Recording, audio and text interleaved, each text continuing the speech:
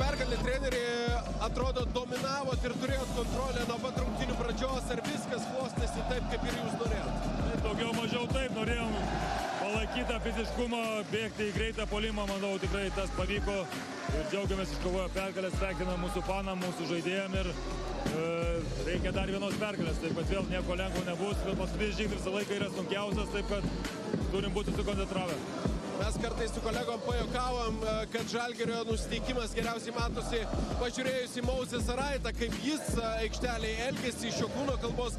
Šiandien atrodė visai kitaip, ar sutiktumėt? Taip, manau, kad mes turim pranašumą ir su Ąžuolu, su Modesu po krepšiu, jeigu Modesas visą laiką užsivedęs, taip ir Eurolygoje sunku buvo varžovams stabdyti, kai jisai žaidžia 100%. Tai džiaugiuosi, kad jis tai žiūri rimtai šitas rungtynės.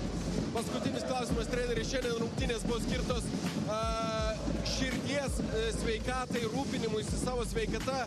Kaip jūs dažnai savo sveikata rūpinatės, nežinau, kad ir šiaip turit daug reikalų.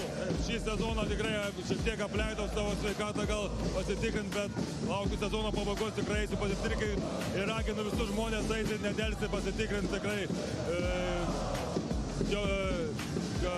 medicinoj lauk, nežinau. Svarbu tą daryti, svarbu rūpinti savim. Ačiū, treneri. Ačiū.